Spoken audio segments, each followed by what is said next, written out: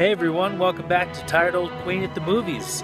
It's a beautiful day outside, and it's a beautiful day to go get a movie from Steve. Come on, let's go. Come in, John. It's Agatha Christie time. A little murder. Johnny, we have never done an Agatha Christie story, so I chose my favorite. 1957, Billy Wilder's Witness for the Prosecution, starring Tyrone Power, Charles Laughton, Marlene Dietrich, Elsa Lanchester, John Williams, and Una O'Connor. Now, this also had a script by Billy Wilder and Harry Kernitz. Harry Kernitz once described working with Billy Wilder as working with Mr. Hyde and Dr. Hyde. Wilder was not easy to work with. It was based on a play that Agatha Christie had done on Broadway that had won Tony Awards for Frances L. Sullivan and Patricia Jassel. At first, they wanted William Holden. He wasn't available. And then they decided to take Tyrone Power because Power was always looking for a change of pace kind of role. Yes, sir. I'm a bit of an inventor. He was always playing heroes. He played Eddie Dushin in the 50s, and he wanted something different. Well, nothing big. Dietrich really hadn't had a major role in a while, and she was doing her nightclub act in Vegas and stuff. I've got kisses and kisses galore. Dietrich loved working on this movie because it was a real change of pace for her. In fact, they brought in Noel Coward to help her with her English a little bit. The truth, the whole truth, and nothing but the truth. Is that better? Her character is very cold and mysterious. Essentially, the story is this. Wilfred Robards, who's an old judge, he's coming home from a heart attack. It's the incredible Charles Laughton. And the woman who plays his nurse is Elsa Lanchester, and she just annoys him. In the first scene, they're riding in the car, and she says to him, "Oh, it must be lovely to live in the Inns of Court. I almost married a lawyer once. Yes, he came in for an appendectomy. We were going to be married as soon as he got out of the hospital, but then he got peritonitis and he went like that." And Charles Laughton says, "He certainly was a lucky lawyer." Yeah, so they have this banter back and forth all the time. We'd better go upstairs now. Get undressed and lie down. What a nauseating prospect. Upstairs, please. Are you aware, Miss Plimsoll, that while in my sickbed I seriously considered strangling you? Billy Wilder absolutely adored Charles Laughton. This was a very good thing for Laughton. He had just directed his brilliant version of Night of the Hunter. What a fellowship, what a joy divine, leaning on the everlasting arms. Which has now become a classic, but at the time it was a critical failure, and it didn't make any money, and he was very sensitive, Charles Laughton, and it really affected him and it depressed him.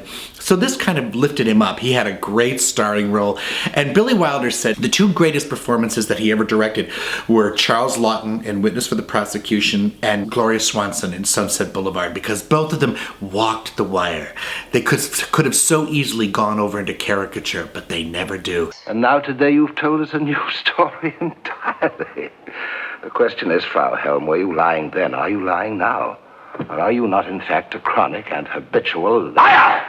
Wilfred Robards comes home from the hospital. One of his friends, Henry Daniell, this cast, you wouldn't believe this cast, brings him a man named Leonard Vole, played by Tyrone Power. And Leonard Vole had a friendship with an elderly woman who was found bludgeoned to death, and it looks as though he's going to be arrested for murder. This inheritance doesn't make things look any better for me, though, does it? No, I wouldn't think so.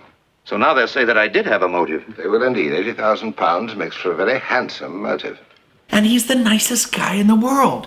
And so Laughton looks at him and says, well, the circumstantial evidence doesn't look too good against him, but, I like him.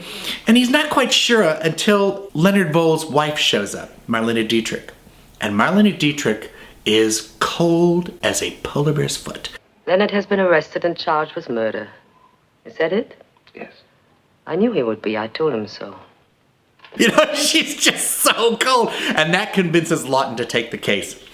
It's a hard case because every single bit of information points towards Leonard Vole. You realize your husband's entire defense rests on his word and yours. I realize that. And that the jury will be quite skeptical of the word of a man accused of murder when supported only by the word of his wife. I realize that too. Let us then at least make sure that the two are not in conflict. They took one person from the Broadway cast, Una O'Connor. Now, Una O'Connor was this Irish actress, and she's little, you know, and she's got this sort of pinched little voice, and she's sort of like a little bird, like a little sparrow, and she's wonderful as that annoying housekeeper of the woman who's murdered. Was not the television. Oh, why not? Because the television was away being repaired that week. That's why. When the movie came out, they did something that was later borrowed by Hitchcock for Psycho, where Charles Laughton told the audience essentially that they couldn't tell the ending. Guilty or not guilty? The answer to that question is the end of most mystery stories. But in Witness for the Prosecution, it is only the beginning of a series of climaxes that I defy you to guess.